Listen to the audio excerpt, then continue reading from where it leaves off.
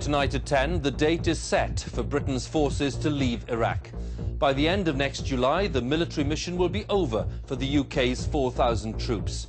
After Britain's most contentious and divisive foreign policy decision for decades, the Prime Minister says things are improving.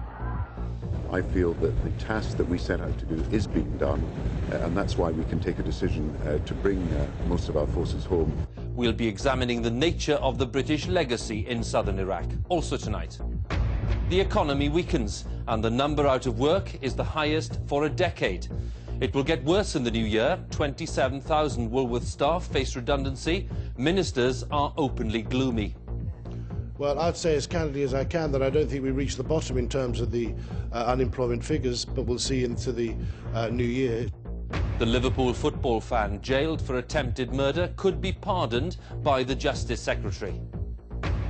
And how British workers could be banned from working for more than 48 hours a week. And in BBC London News, the Mayor reveals his recipe for saving the capital's struggling businesses. And BAA is told to sell Gatwick and Stansted airports to help improve things for travellers.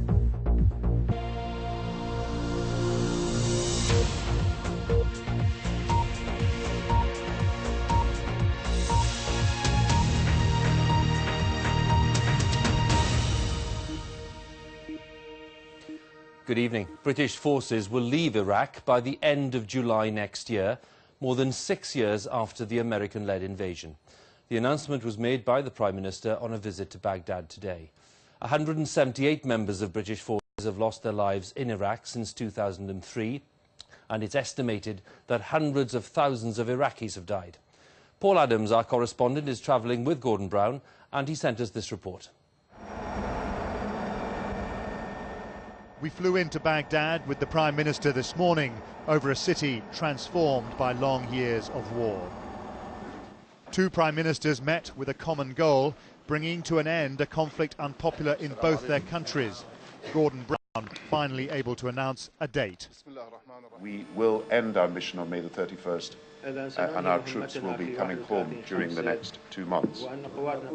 And I believe that we have made a huge contribution through the efforts of the British forces, through the service, the dedication and sacrifice to that task.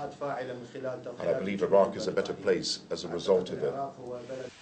Almost as he spoke, a reminder that Baghdad is still a violent, dangerous place.